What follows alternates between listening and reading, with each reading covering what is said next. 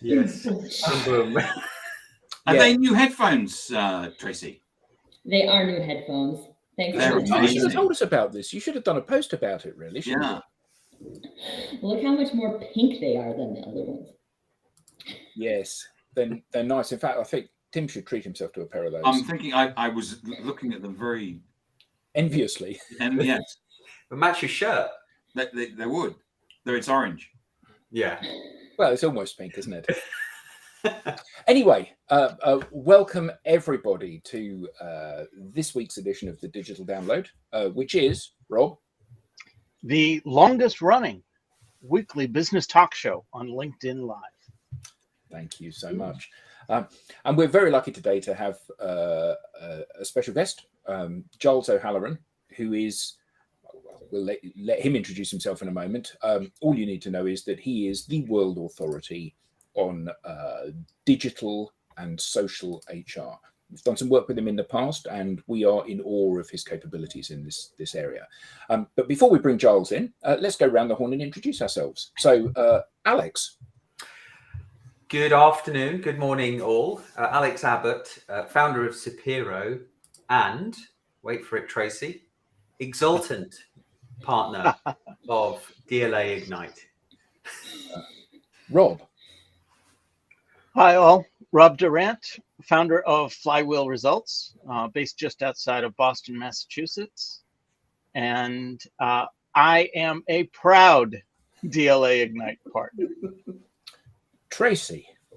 Hello, everyone. I am Tracy Borison, founder of TLB Coaching and Events, where we care about sales and marketing because we care about sales and marketing people. And I am the coolest DLA Ignite partner. I think there's little doubt about that today. Tim. Hello, everybody. I'm Tim Hughes. I'm the CEO and co-founder of DLA Ignite. And everybody, I'm Adam Gray. I'm Tim's business partner and co-founder of DLA Ignite. Now, without further ado, let's bring in Giles O'Halloran. Hey! Giles, introduce yourself, my friend. Thank you very much. And I must say, Adam, thank you very much for setting the bar so high I'm going to bang my head. But I appreciate the very kind of warm welcome in terms of my social media and my social HR background. I don't consider myself the true lead.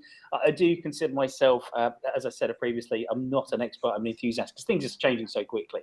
But obviously, for anyone who's on the call and say hello to everyone, my name is Giles O'Halloran. I am an HR professional. Please don't hold it against me. So I am a dark sider, to put it bluntly. As for that, in terms of my background, I run a small company, which is a freelance HR capability. We focus on 4 T's really. So training, so developing HR professionals to the next stage. We're talking about also talent, so helping organizations understand what talent is, because it's very different organizations, different departments and functions, and what does that look like? What are the frameworks you can put in place? Also T for technology, so helping in particular HR and business understand and adopt technologies, especially in things like the social space, where we can use things like recruitment, etc. And then finally, T for transition. Things are changing in our world. So one of the areas I've looked after for 20 years is helping people understand the impact of things like a good resume, a good CV, LinkedIn profile, how you connect the dots in between them. So those are the 4 T's. And the nature of my work has taken me globally in terms of what I do, both virtually and physically. So I've worked in the Far East, Middle East, Africa, Europe. I'm afraid I haven't gone too far west just yet. We will see.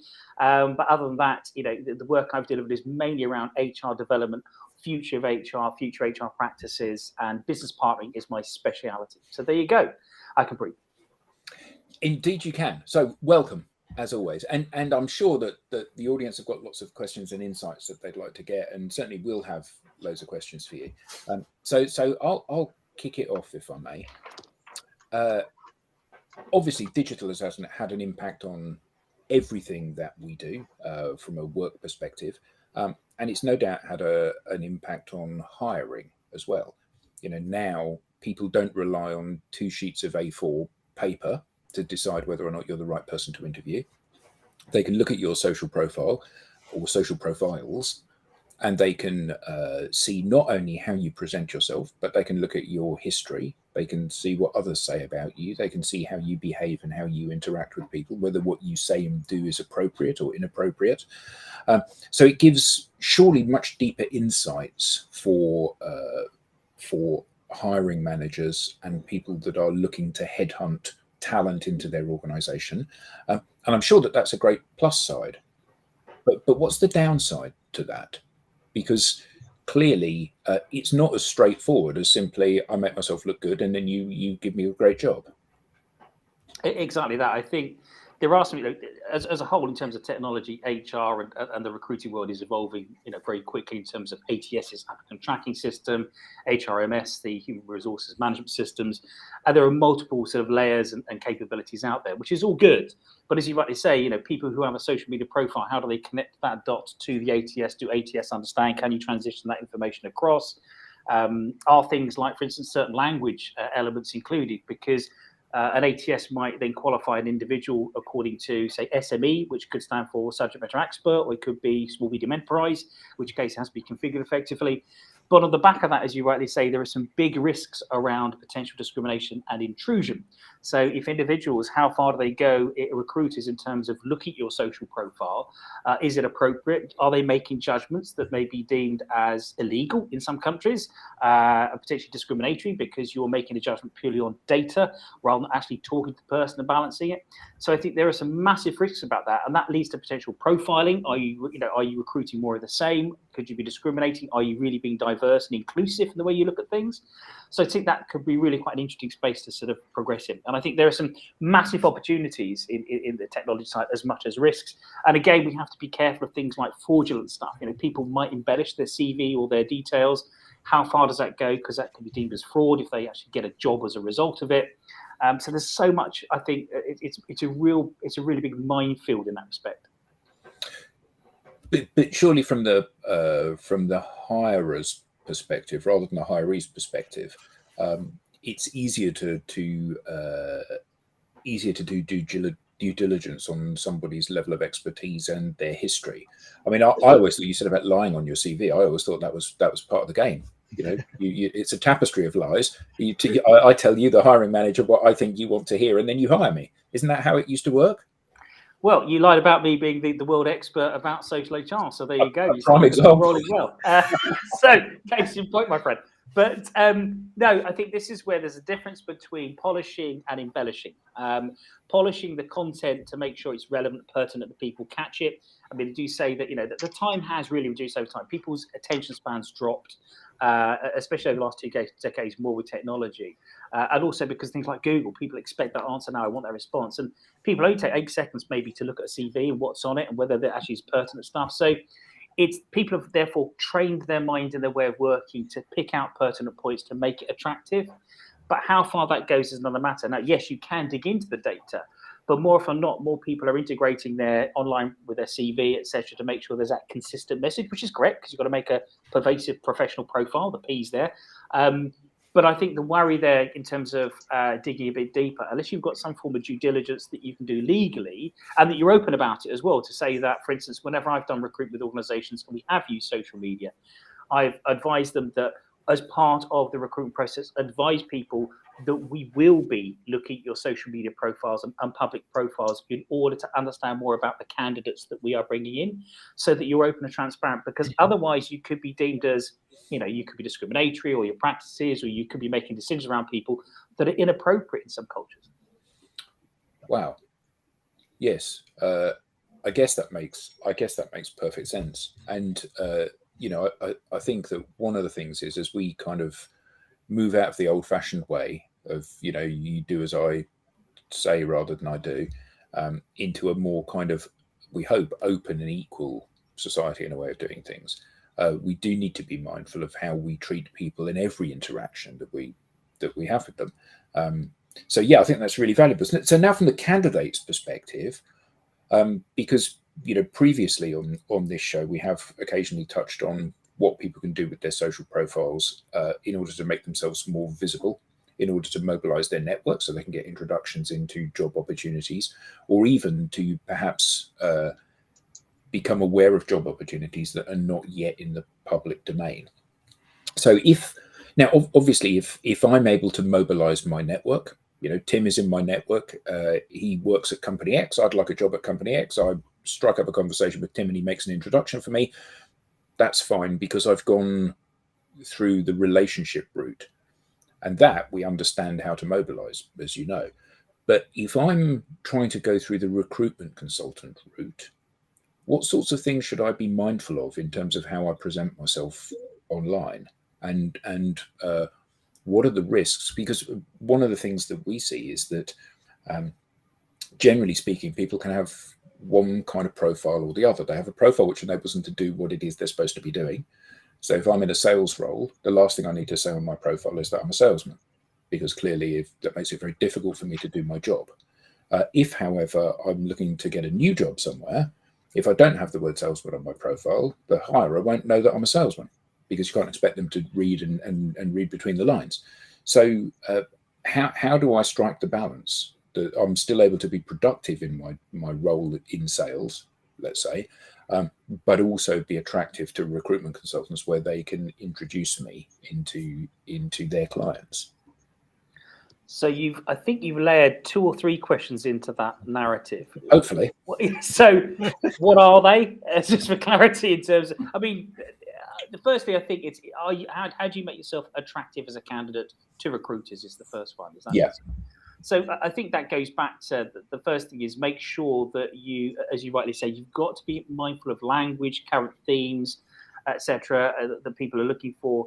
If there are certain job specs, etc. I mean, one of the things you can do as a candidate, particularly on LinkedIn, I mean, LinkedIn is probably the best tool to use for anything around recruitment because everyone goes there, it becomes gravity.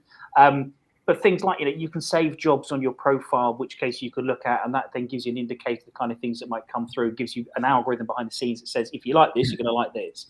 And so the more you save, even if you don't apply, it gives the indicator comes up. And what you can do is start to look at those job specs and go, what's the language being used? What are the key hashtags, things that I can use on my profile as well, that I can use in conversations? And what kind of conversation am I getting involved with? Which groups am I in? What kind of things am I posting? What hashtags am I using so that I can be found? And even on LinkedIn, you can find those different hashtags where there are key conversations around where you can then align your things to it and say, right, this is what I'm going to. So you get seen. So there are lots of different routes. I think it goes back to one of the big ones to consider with anything around recruitment these days, and especially with networks, and LinkedIn proves this point, is there was a paper written back in, I think it was 1974 by a socialist sociologist called Granovetter. Could have been a socialist, you never know. It was the time, it was quite fashionable then, but back in the 70s then, Granovetter wrote, he was a sociologist, he wrote The Strength of Weak Ties. And in that paper, he proved that 60 to 70% of all jobs then were found through networks, not through friends, direct, that one first connection, but friends of friends, acquaintances, the second connection, which is the power of LinkedIn. And so that's been something that we've known for a number of years. And I think just tools out there now have improved upon that. LinkedIn has improved that and pushed those numbers up, potentially 70 to 80%, maybe higher in some fields. But when it comes to advising candidates on the way to use networks more effectively in order to engage with recruiters, whether they're in-house recruiters or whether agencies, I use 4 N's to get people to think. Firstly is Nexus. Nexus is the center point. What is it that's unique about you? What are your USPs if we speak sales speak? What are your USPs that you bring to the party that you can say, that's me, that's what I'm respected for, these are my capabilities, and that I can shine a light on? That's the first N. The next N is about being a node. So that's being about that connection that shares, that engages, that is an active around you, because you cannot expect others to do what you won't do for them. And so this is the power of the network, that shared mindset.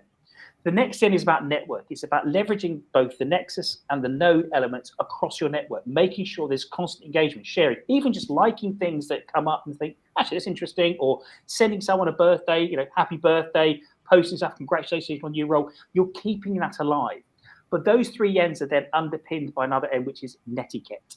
You've got to, as you rightly say, behave professionally and online in order to be seen as the people that want to engage with you. And I think that would be my simple response as a framework. Yeah, that's fantastic. I mean, I do think that LinkedIn is simultaneously, and I haven't applied for a job for years, many years, clearly. But LinkedIn it appears to me to be simultaneously the candidate's best and worst friend from a recruitment perspective.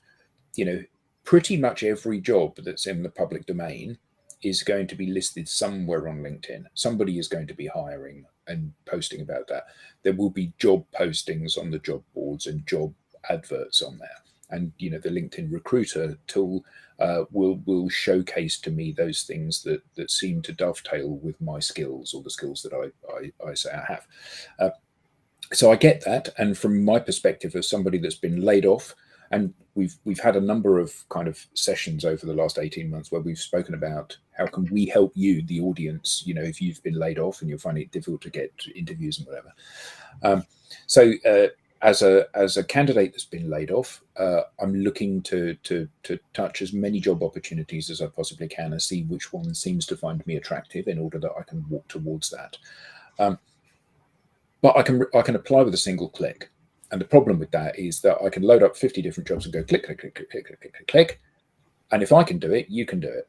And Alex can do it, and Tim can do it, and Tracy can do it, and Rob can do it. And the problem is that the poor hiring manager's now got 500 people applying in the first 10 minutes of this. And how do I stand out? Sorry, Tim, you were going to... I was going to say what Rob always jokes is that even as a candidate, we can go apply. On the back of that, the hiring manager's going reject. Yeah, the lazy apply. It is, and that's where I've actually been through this myself recently. So a client I was working with, I did a piece of work for them to understand more about. I actually went in there first to identify what was their HR need, because they're a growing organisation from SME upwards, and they said we don't have an HR person. And I think rightly so, they said, look, instead of getting to 800 plus people and go, oh, we need an HR person, do we need to bring someone in now and scale it up in order to make sure it works? I think there's the right way of doing it. So we talked about what that looks like. As a result of that, they offered me either to do the work for them, which I don't have the time and capability at the moment in order to deliver what they require. But then they said, well, can you help us recruit someone? And I said, well, you could go to a recruitment consultant, we can help you write the spec. Well, so no, we trust you. Can you do it for us? And I thought, well, I like the people, I like the company, yeah, I'll do it. So I then recruited for this HR manager for them. And I know myself going through it that you will get, I got 100 applicants within 3 days. And some of them, and I think LinkedIn as a tool did it pretty well. They, as long as you feed the information, these are things you need to tick that get there. It will sift some of it for you. And a lot of systems are doing that already. We've been doing it for a number of years to sort of qualify candidates. But again, it's the machine looking at what does it think it's looking for. And therefore, we have to be mindful of bias as well in terms of what might be programmed into machines. But in the same light, it did help me then identify and go down to out of those 100 candidates I got within 3 days, there were 60 that were relevant that I could then go, right, there are 20 that I'm going to interview, but I could qualify them quickly from downloadable CVs and look through it. So I found it very, very useful as a tool to quicken things. What I found time consuming, but I still did anyway because it was the ethical thing to do, was to write back to every every candidate that didn't make the assessment and say this is why, or haven't been successful this time because of this. That's the bit that takes time because you have to you can't just go blank, but you can do blank, but I think it's impersonal and it destroys your potential brand as an employer. It was about actually taking time to respond to each individual saying you haven't been successful because these are where your skills lie, fall down, etc. versus other candidates, and then briefing the 20 that I took through, and then briefing those that we went down to about 5 or 6 that went through to the final sort of stages. But I try to engage at every level. And my feedback, though, I must say, my feedback from candidates has been really positive, which I'm glad because I treat people as I'd like to be treated myself. I think it's just good karma. But that's the bit, I think, as a recruiter, as an ex-recruitment consultant, that's how I started life. Many years ago after graduating, I was a recruitment consultant. And I find it frustrating sometimes that I had 200 or so candidates on my books. You can't keep up to date with them all the time, even though you'd like to. And sometimes you feel a bit like a social worker in sometimes with too much casework. And you don't have the time to sort of do it. And people have very unique circumstances. Some people might be going through very, different relationship problems. They might be potentially losing the house because they lost their job. And so you're there to help them otherwise. And I think that blend of being human, that's where we add value in that process, is we can use these machines. We can be mindful of how quickly it can apply. But sometimes you've got to put a bit of time and effort in to make it human. I think yes, it is easy to get all these applications, and yes, it is easy to go, you reject, but it doesn't reflect on your brand, because I bet any candidate you speak to will turn around and go, I didn't hear back from that. I never heard anything. I don't know anything. And what we've done is completely dehumanize what is realistically a human relationship. And I think that damages your brand. That damages the way you work things. You're relying on a machine and not the person. And I think you lose that connection then, which you're trying to generally make by that word social, because that's about people, not machines. And I think we lose sight sometimes then if we don't put a bit of genuine human authenticity into the way we recruit and what we do. And does that is that on both sides of the scale? Because as you know, Giles, because we've worked together, we drive people that we train to be very personal in terms of how they talk about themselves and their journey to get to where they are. And, on the basis that you are the best thing that you have to offer, that's what you need to lead with. And yes, if you are going to become my surgeon, I need to know that you know how to operate a scalpel. Clearly, that's a given. But beyond that, surely that personal element, you seem like the sort of person I would like to work with, is more powerful than the fact that I've been doing this for 15 years and Tim's been doing it for 16, therefore he must be better than me.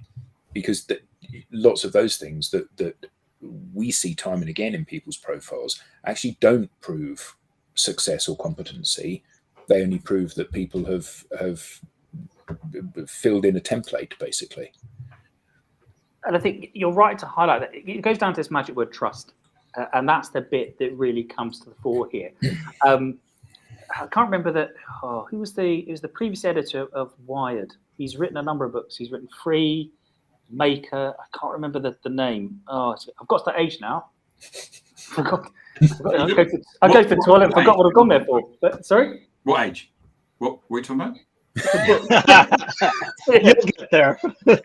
I'll go to the toilet and forgot what I've gone there for. So it's I was going to sound that note. I can't remember. And he's brilliant. He reads some really good stuff. But what I liked about, he was talking about social networks and the way to recruit and the way people are working now. He said that you're fundamentally in the modern world, there are two things that are your currency, and that comes to employment. Otherwise, it's trust and credibility. Can people trust you, and are you credible? And therefore, the credibility, and that's been proven in second connections on LinkedIn. Are they willing to reach out? Well, actually, I know there are connections to that person. I trust them. And actually, looking at this profile, they look credible.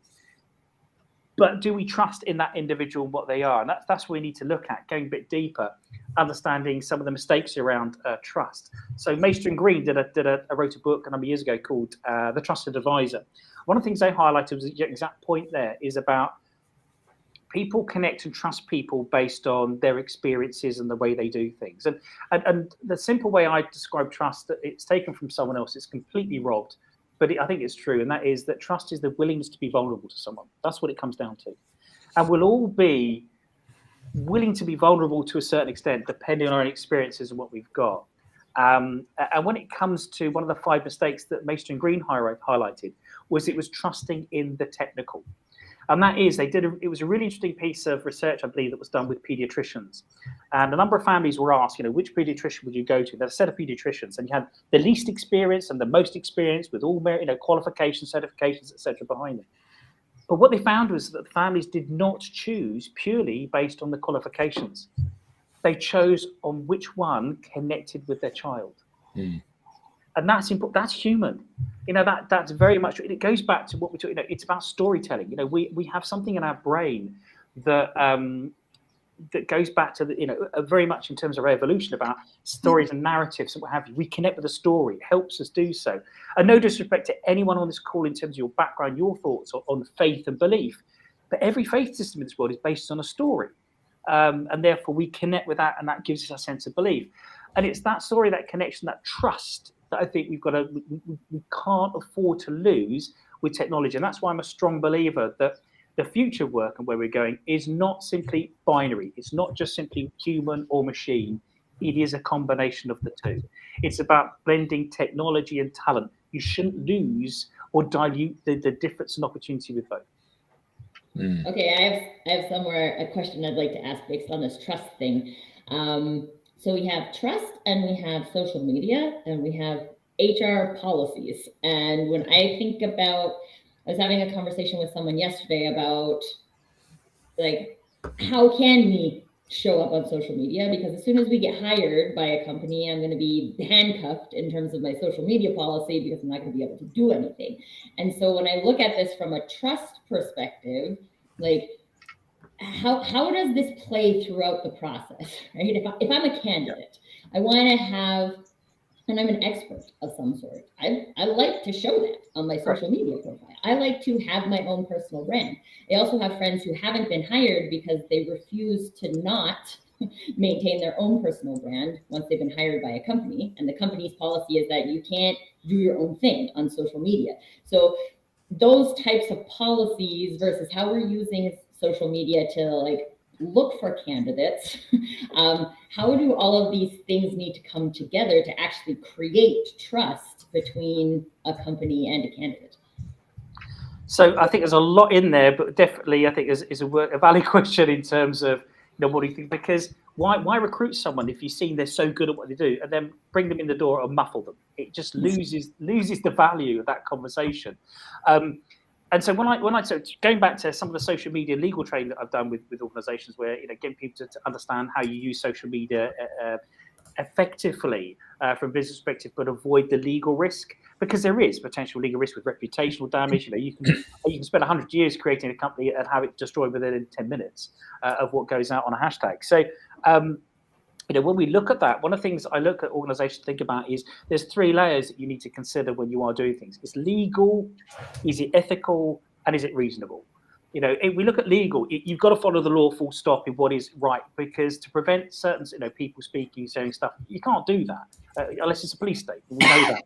Then you've got the next layer up, which is around the ethical. Is it the right thing? And again, you should be giving people guidance on how to use social media more effectively, not telling them no, but how. And I think this goes back to your point about there's some HR that fear because actually it's going to reduce their workload because, oh my God, someone's put that out there, someone's put it out there. Well, actually, is that HR's job? Well, no, maybe it's marketing's job because that's their specialism. Why should HR be the gatekeeper on everything? It shouldn't need to be. In the same way, actually, where does the manager come into this? That's my question. When should HR be the surrogate? We should be actually the individuals advising the managers on them actually doing their job properly. That's what we've got to think about here. But in the same light, that reasonable bit at the top, which I know is taken really from UK and Commonwealth-based law, but reasonable is if you ask any average individual in the street, is this right or wrong? And they give you an answer. That's what's deemed reasonable. So we've got to treat people like adults to make sure that we do things reasonably. And that they respect that it's a two-way thing in the contract. That's what a contract is. It's bipartite. If we pay you to do stuff, etc., you've also got to behave yourself. There's some implied terms there, and there's that trust. But we've also got into context, and I know this from my own background when I've been DV or develop vetted for the military and some of the work I've done with sensitive clients. There is stuff you can't put online. Adam has seen this previously. I went quiet for a couple of years purely because some of the work I was doing was in the security and policing space, and therefore you've got to be sensible and you've got to be reasonable about what you do put out there, because you might therefore highlight different things. You might highlight individuals that might put other people at risk, and that's got to be careful of. And because there is a tool out there called in the intelligence world called aggregation, where if you can pull lots of data from different sources, it's likely to point out, well, that is an indicator of this. So I had to be careful of all that. So I think you've got to be reasonable on both sides of the equation. It's not one side or the other. It's a non-binary scenario. And there has to be that open discussion. But to put your case in point, I had this exact problem in a previous organization whereby the head of legal came to me and said, Giles, we need your support here. We need to have a social media policy. I said, right, okay, why do we need a social media policy? I said, well, we need to control this, etc. I said, well, I get what you're going. That might be the baseline to start from to stop the certain behaviors we're seeing. But I'd argue we need to look at guidelines. Let's train people to use it. Let's give them the guidance and support and get managers to manage the people. That's what we should be doing, rather than with a backstop all the time in the firefighters, because all we'll ever be is for our firefighters. But what I did to put into context the conversation I said is that there will be those individuals that it doesn't matter what you do to try and help them, they're going to fall by the way. And I said, let's put it into legal context. I asked her, I said, so do we have laws in this country? And they said, of course we do. I'm a lawyer. I said, yeah, I get it. I said, do we have prisons? They said, well, yeah. I said, what does that tell you? It doesn't matter how many rules, policies you've got, you're still going to have a minority that break the rule. That's a reality. But we shouldn't create a policy to manage the minority. We should consider the majority, that most people are likely to follow the rules. And we have disciplinary scenarios. We have procedures around grievances, etc., that we can use disciplinary methods. All we have to do, we'd have to write multiple policies. If they are behaving incorrectly, we highlight that under the right point in the disciplinary process. Then that's what we should be looking at. But we should get people to say, look, we will treat you as adults, but if you act inappropriately, then we will deal with it. And let's treat people as adults. We're more likely to be so. Because there are punishments. If we look at prison, for example, prison isn't the only outcome. But if we look at the disciplinary process, exit isn't the only outcome as well. You might get a written warning. You might get training, mediation. Just like with the police, for example, you might get a caution. You might get a fine. You don't have to go to prison. So I think this is where I use that as a context to say we have to look at the majority and use trust, that magic word, but also let people know and communicate them. This is on your watch as well. You've got to be careful about what you put out there, but we'll trust you. Let's work in a reasonable way to make that work together. So last week we had Dr. Grant Van Ulrich on, and he spoke about the fact that when individuals go through change, often as part of a corporate change, but also in their lives as well, the expectation from a corporate perspective is, right, we're walking this way. And then off the organization goes, and you're coming with us because you're part of the organization. And he said, but surely how many of you have ever been trained on how to embrace change? Of course, nobody put their hand up, okay, because it just doesn't happen. It never happens. So you can accept change or you can reject change. And this idea that you're an individual, there are the ramifications for that in this space can be quite profound, but also the fact that as an organization, you assume everybody is going to behave a certain way and go a certain way, and the reality is they don't, and that's why many transformations fail. But as a leader of an organization, many times leaders are stuck in the old world, this idea that I'm going to tell you what to do and then you're going to go away and execute that. And actually that may have worked last millennium, but it certainly doesn't work today. So how do we re-educate those people at the top of organizations that think that how you're going to behave on social, how you're going to present yourself, how you are going to represent this organization, that's an instruction that I'm going to give, and you will follow this to the letter. How do we educate them? Because this is a top-down problem, isn't it? It is, and I think this is where, number one, they need to be open to training on how to use social media effectively. That's where we can use tools like reverse mentoring, whereby those who might be more youthful in the organisation, who have that exposure, the other generations, they may well have, and we can use that as a way of connecting the dots, because actually the leaders then start to see through that relationship there are other ways of thinking other than their own. And there's that exchange of ideas without a doubt. That's really useful. And we are working in a multi-generational workforce now. We've got 4 layers of generations. We're probably going to 5 shortly. But that isn't anything new, I'd argue, because before the industrial era, you probably had 4 generations, if they lived that long, all working on the same agrarian farm or farmstead, etc. So that's nothing really new, but it's going back to some what we know. I think going back to what you said, this idea about change and the way to do it, everyone focuses, and I use the 3T model as a way of doing it. I like my 3s because it's easy to remember. I was going to say you're into your exactly. I like the 3s because people remember them, and this goes back to my military background in terms of keep it simple, stupid. If you give people just remember these 3, they go up, they've got it, click, it goes. But when we talk about change, everyone wants transformational change. It's the rebranding of the word change, which everyone's going to be already fed up with, and they're going to go back to change because why? Humans are cyclic. But we look at that, we've got transformation. But transformation is usually the biggest change, the hardest change. It may pivot the entire organization, change what you do completely. That's why it's called transformational. But it doesn't happen overnight. It's not quick. It takes time to build, and it builds from the bottom up. It doesn't build necessarily from the top down. And in the same light, because you bring people on the journey, a lot of people feel stuck at the other end of change, which is transactional, which is where they're only doing those little bits on a day-to-day basis, which don't necessarily align with the organization's going, but they're just doing let's see what's on my desk and move on that day. The real sweet spot for us, which is what I work with HR professionals on, especially in business partnering, is called transitional. That's the bit we need to focus on. We use mindsets like nudge. How do we create sustainable change? One of the best ways to do it is things like a pilot. If you do a pilot scheme, do pilot. People feel it's a safe space to do things. And then you do another pilot on top of another pilot. Before you know it, you're nudging people gently on that journey. And going back to that in terms of the 3 T's, that transformational thing. I was going to say, something as an example of that. It'll probably come back to me shortly. You're at that age again, aren't you? Yeah. Do you know what? It's just it's the end of the week as well, so I'm looking forward to my retirement cottage. No, I'm joking. The point here is that when we look at those 3 levels, we focus often too much on the transformation. That was it. Transition. Give you an example of where that proves my point. Well, we all remember the delightful period called COVID, and there was a period then where everyone went, do you know what? We turned our organisations, we transformed. What would be 10 years in 10 days? No, you didn't. That's a reality. What you did is you gave people laptops and said, good luck.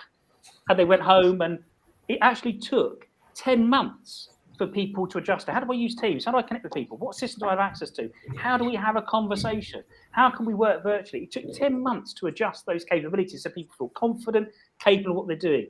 That's transition, which then does transform. And that's the missing trick I think we're doing. And so going back to those point about leaders, I think there are opportunities to get leaders to engage with other parts of the organization. Roundtables was something I use as a business partner in a previous organization to connect the dots between this is what leadership want. Okay, well then let's get the roundtable of different people from parts of the organization to go, what are your thoughts? How do you bounce it? There are lots of tools out there in order to create the change, whether you use Kotter's 8 stages, whether you use Lewin, etc. Those frameworks are there. We can use them. That's what they are, frameworks, because we're not humans. We're not machines. We don't just follow the boxes. I think there are lots of frameworks and opportunities for us to use these kind of frameworks to help people transition, because that is a sweet spot. But it does need a vision. It needs people to understand it. And going back to, I'm going to give you 3 C's now. If we start to get people to think about change, the 3 C's they've got to look at here is having commitment. Are they willing to? Nothing happens without the willingness. And this is the individuals. Yeah, this is individuals. So it's about commitment. So, you can have the best person doing their job, but unless they're committed, they're not going to do it the best way. And so you've got that commitment as a baseline. Then you've got capability. Are people able to adapt and change? And therefore, that capability, we can train people, but we've got to give them time to do so and how we do that. And the final bit at the top, which we forget when it comes to transformation, is capacity. It's the apex, because there's a limit. Because there are some people go, do you know what? I'm willing to change up to that point, but forget it beyond that point. That's me. I'm out of here. Or there's others that go, yeah, we change, but what we're focusing on is we need to change by this time. And that's the massive problem with change programs, in my view, is that they focus on the end date, not the end state. And I think we miss a trick there because, again, we are humans. Different people change at different times. And if we take into account that very simple pyramid to start having those conversations at a basic level, we start to feed that conversation up to hopefully get the right answer. Wow. What was the 3rd C again? Third C, Capacity. Capacity. Thank you. Yeah. See, And it's all underpinned by a magic word in every organisation called culture. That's 4 C's, though, isn't it? Yeah, yeah. It is, but it's the 3 C's for the individual, but the culture is the organisation, Tim. I'll just pull that in there. Yeah. So Giles, Love.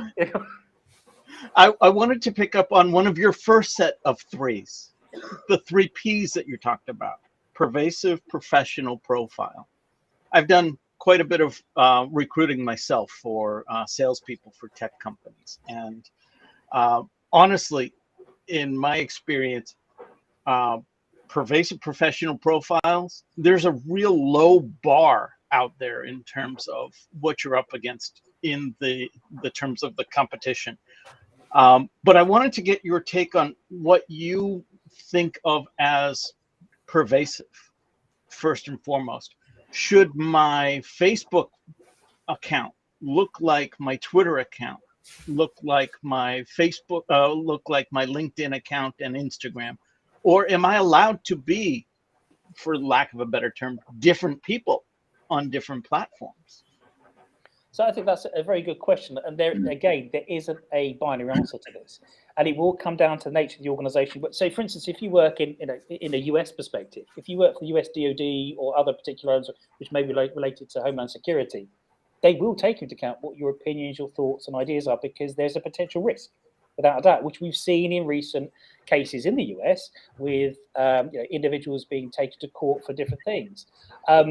So I think you've got to, again, this is about reasonable, about, you take a risk with anything you put out there, which we all know as professionals.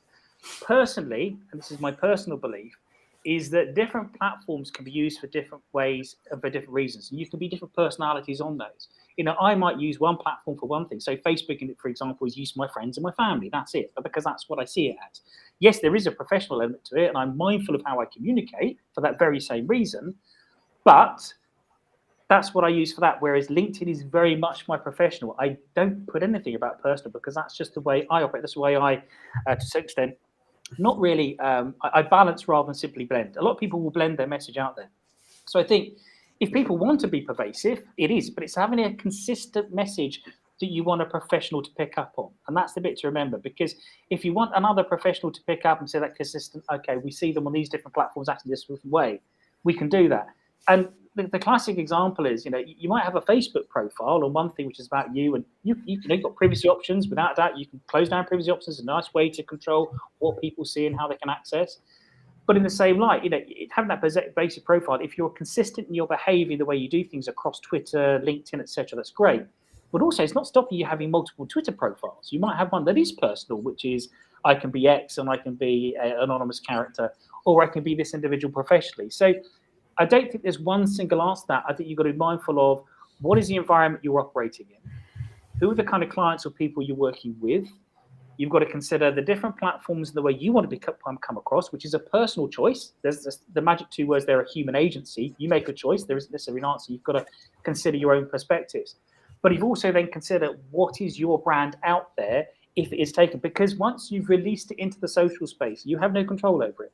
Even with privacy settings, if someone has a tag, etc., they can share it otherwise. And we all know there's got screen captures, etc. So I think building a pervasive profile, if you want to do it professionally, is being mindful of how many platforms you use and what you put out there. You can still be yourself, but be careful how you communicate. That goes back to that netiquette mindset. But I think you've also got to be mindful about if you're operating in a certain environment, you've got to there's a risk to it. So I've got a question about, sorry, Tracy, I can see your lips moving. I guess you're on mute.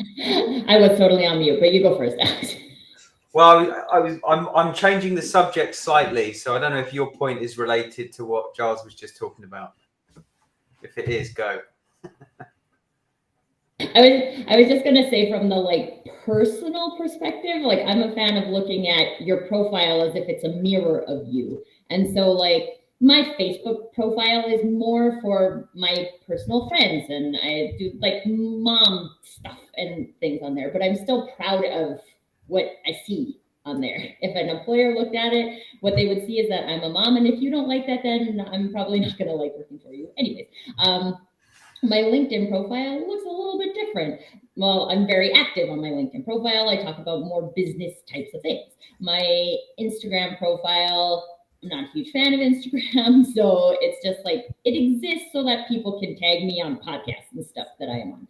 But the podcasts that I'm on are a good reflection of me. So I'm just a fan of looking at it from that perspective. Do you feel like it's a good representation of you, even if the representations aren't exactly the same? Because I think then your personal brand consistency is good, but maybe the messaging and number of posts and things like that aren't exactly the same. Again, it's a blend, and it goes back to what do you think is reasonable, what do you think is sensible, what portrays you. But also have to be honest. If we look at social media and the way people use it, you very rarely get people post stuff. A lot of people use social media as a way to say that the world's really bright around me. I need to compete. Everyone else is saying it's great. I'm great, etc. And I worry about some of the effects that it may have on people's psychology longer term. And this goes back to this digital well-being piece. We know that from things like FOMO, fear of missing out, that people, oh, no, I'm not part of it. And I know when I've looked, and I discussed it with Adam briefly in terms of threads.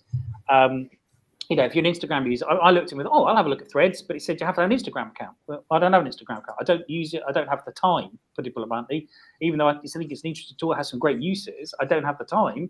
So that's me, right? Threads is out. And it's interesting that the CIPD, who I work with as both an associate and as a lead for business partnering in partnership, and I think they're amazing the way they think. They have set up there, but they've rightly said, you have to be mindful of privacy risks and all that kind of stuff around it. There are risks with it. But if you can't use it, and you don't have the time, then what's the point? So I think going back to some of the points you raised there, you've got to be mindful about what is it you want to put out there. Be careful what it is you put out there. So it's whatever you're comfortable with. But always remember, and we see this with trolling on any of the social media platforms, there'll always be someone that twists something.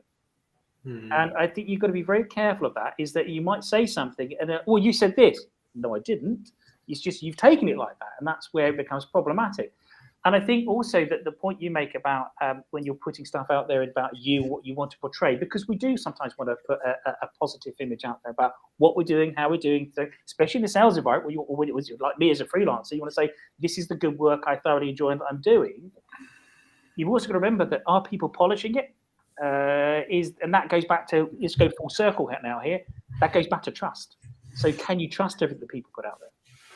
Yeah, it's interesting. I wanted to ask you a question specifically about ethics, the use of AI, but not necessarily on social media.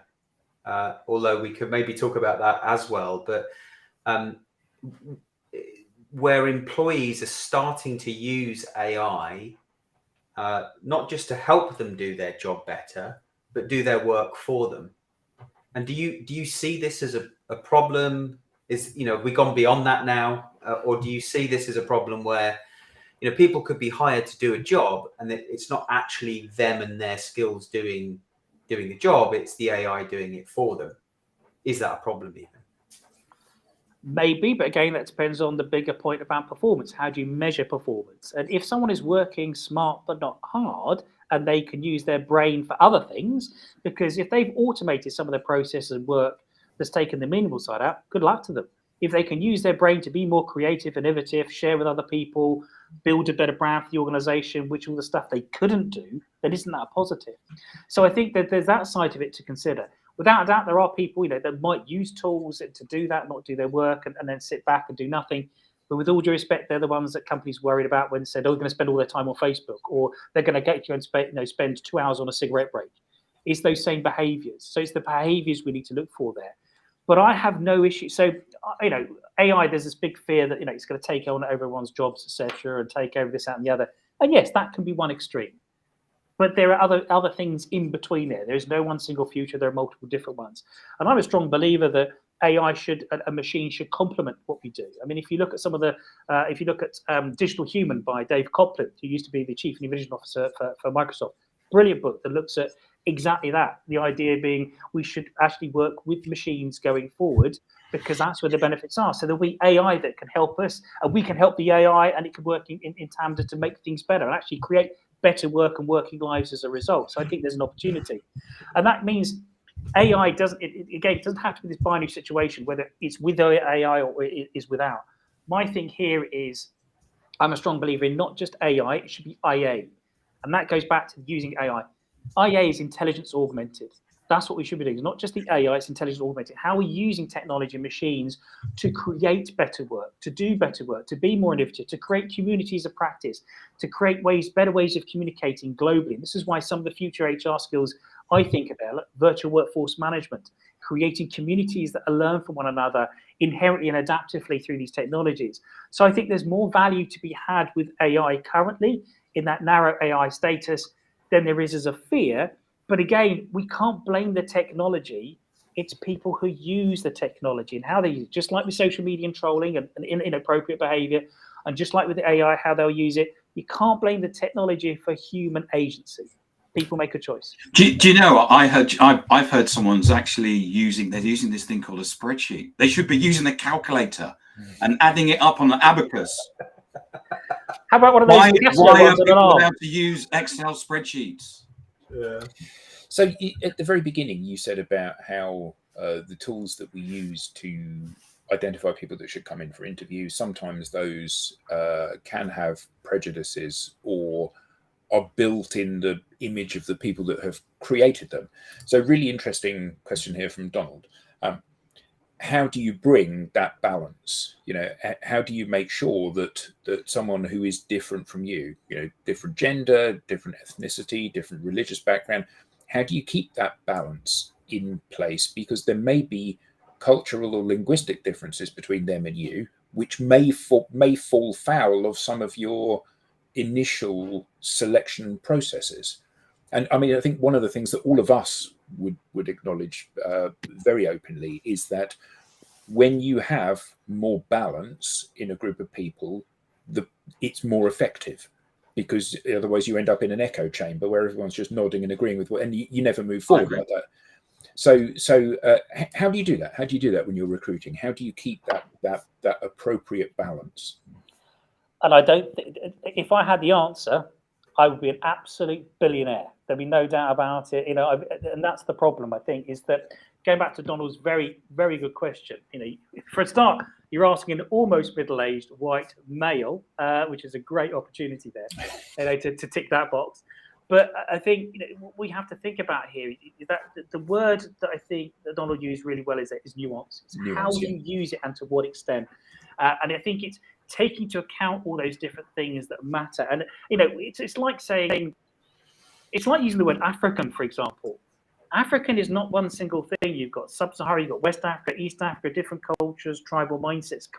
Everything, animist beliefs versus Muslim versus there's no, unfortunately, as humans, we like to box things. When it comes to diversity and inclusion, EDI, whatever you want to call it, my biggest issue is we get people to tick a box. Actually, if we talk about EDI, there shouldn't even be a box. It's about the different blends and stuff that we have in terms of that thinking. And I think that's where we sometimes get it wrong. So I think what we need to do, there was a, what's her name? Hannah Fry. I love Hannah Fry. She's my professional crush, to put it bluntly. And she had me when she said the quote, she was intellectually promiscuous. Oh, I love that. But she's a very good speaker and an authority globally, I think, on AI. And she highlighted all these risks around AI and highlighting the US system, for example, that they applied AI as a judge in a court, and it murdered people. Quite simply that, in terms of there was no nuance of balances in terms of people's backgrounds, other things that might have indicated their behaviors. It was almost like an expert system, right? You didn't do that, didn't that? That's it, death. And they highlighted that we still need this human overview. So I think with the AI that we're using, we've got to be careful that, yes, we're mindful of who builds the AI and what the frameworks they build within it. We need to stress test them. We need to have the other parties part of it. But also we need that ethical element above it, which we are getting, in terms of people making decisions based on the AI on other things, so we can balance it. And that's where I think that human nuance comes into it. I don't think we've got it right, because not every human is perfect, because we're not. And everyone on this call comes from a different background, different way of thinking. We are all wired differently. And I think we take into account that and we try and minimize the risk, but we'll try and mitigate it. But I don't think we'll ever get rid of it, because even as we go now, if you look at things like, for instance, the LGBTQ plus or any other way you want to put it in there, these are different groups of people that we've pulled together as a community. But sometimes even they are very different in their mindsets and disagree. So I think we have to be careful by putting in some safeguards, and I don't mean safeguards in terms of policies, but practices that we should use. So, for instance, make sure we stress test who's building these technologies, under what guidance, what parameters, and what kind of ethical scenarios are we putting in there. In the same light, when we use the data, make decisions, as we do even today with things like, if you look at GDPR and use of data, you can't make a decision so the data says X. You have to have a conversation with someone to assess that data and then make a human assessment. The data informs you, it provides insight, it doesn't tell you the answer. And I think if we build those ethical systems in place by using humans, that again gets that balance I was talking about, intelligence augmented, how we create technology and talent to get better solutions. So hopefully that goes somewhere of answering it, but I don't have the answer, because if I did, I'd be absolutely stacked with cash. Okay, so but doesn't this come down to culture at the end of the day? Because either as a culture of the business, you're going to decide, you're going to choose that, yes, we can use this data, but we want the human nuance. We care about diversity and belonging. And so we're going to look for those things. We're going to hire for those things. So this isn't, to me, this is where the hybrid is breaking between humans and technology, is that humans create the culture, and if the culture matches, then we can do those things. But if the culture doesn't match, it's not as simple as being like, okay, let's put a DEI or DIB or EDI policy in place, right? Like the culture has to match. Is that true, Giles? I think it is, to some extent. But if we look at that and some of the organizations out there recently that have tried the same thing and then been destroyed in terms of their commercials and the way they've done things, if we look at things like Bud Light, if we look at scenarios currently with Ben & Jerry's about the backlash in terms of some of their communications, where some of the thoughts and ideas might be genuinely progressive, but this is the way it's done. And again, I think it's a complete balancing act in terms of what leadership culture that's created, the culture of the people around them, because leaders might talk the talk, but do they walk the walk? There's a massive thing there. They do like this, talk about things, I am this, but behind the closed doors, no, they're not. And that's just propaganda, not practice. And so therefore, but also you've got to have a business that's viable. So you've got to tell, you can preach certain things or do certain things, but unless you practice them, believe in them, and they integrate with the wider society, not just the culture of your organization, but culture outside, that's something to consider, because otherwise you can grow your socials, but you may not be on your viables in terms of your financials, and that becomes problematic. So it's a massive balancing act in today's world. And that's where social media, again, can be a make or break or a fantastic force multiplier in terms of your business opportunity. So here's a great question we've had from Rob, and we sometimes joke about this. You've got a marketing director, they've done a dreadful job, you fire them, and then you need to hire a replacement, and you use the same job spec and description to hire the replacement. Surprisingly, you get somebody that's exactly the same as the person you've just hired. Shocker. Yeah. So this is a big issue, though, isn't it? This is a big issue that you talk about boxing things in. It's like, we need somebody that ticks all of these different boxes, and that's what we're hiring for, even though that's the last thing in reality that we need. So there are a couple of things here that I was, when I'm working with HR to get them to think about, or recruiters to advise them. Firstly, stop thinking about the now, think about 2 years down the line. You should be recruiting not for now, but 2 years down the line. Why? Because once you get someone on board, they then have to go through a probation period, they have to go through their first appraisals, blah, blah, blah. And so you're only getting up to sort of the norming, performing environment, maybe 9 to 12 months down the line, where they feel comfortable, they're in, they know what they're doing, how they're doing, they're connected to the organization. And then you look at out 12 months, what do you need to achieve by? So that's the first thing, is we don't do that. So of course, the job spec will have to change, because in 2 years, every job will probably change because of the different nuances. So that's the first point. Second one is, you're spot on. Why are we going back to the same thing all the time? One of the things that I think we should be doing, and one of the things that I've done in interview, is said, this is what we think things look like, and this is our perfect person. If I gave you this job, what would you do differently? This is what we've done in the past. What would you do differently? Because that's when you spot talent, because they'll think outside the box. They'll look for innovative ways of doing things and go, well, I disagree with that, and it might do that. Okay, let's talk about it more. I've been really energized by some of the conversations as a result, then go, right, this person, you do need to speak to the exec next, etc., because we get a different way of thinking, because that's what you want. And that then is supported by the right processes behind it that bring that to light. And sometimes, every employer puts out there that the 100% spec that they're looking for. The reality is, you're never going to get it. So you've got to have that honest conversation. What is your comfortable fit? Do you want 60-40, 80-20, 70-30? And what are you're never going to get it. Yeah, you're never going to get it. But actually, maybe you don't want it anyway. Because you got it wrong in the first place. Exactly. And the people that are setting the job, if I'm hiring somebody as head of marketing, it would be reasonable to assume that the head of marketing would know more about marketing than I do, because they're going to be the head of marketing. See, but that goes back to, so why ask HR to write the spec? It always seems to be HR, go write the job spec. I always push back and say, this is your job, this is your people, I'll work with you. You write what you think, and then I'll build in nuances and make sure you're not discriminating and help you do so, because then I'll advise you, because that's the value add. Because you know your people, you know what you're looking for. I'll advise you and help you and put the nuances, and these are language, these are kind of things that can be picked up on a search. And that's the value add, I see. I like to tell my clients about marketing jobs all the time, because I am like, oh, are you like super happy with how your marketing is performing? Because that's the only scenario which it makes sense to hire somebody to do exactly what the last person did. So we are absolutely approaching time now. So thank you to everybody on the panel. particularly Giles, our guest today. Well done, Giles. Thank you to everybody on the audience. Hope to see you in 2 years' time. This has been the digital download, which is, Rob? What is it now? The longest The running. longest running. Weekly. So you business do talk know. show on I think LinkedIn. memory's everywhere now, isn't it? But thank you very much, everyone. I really Thanks, appreciate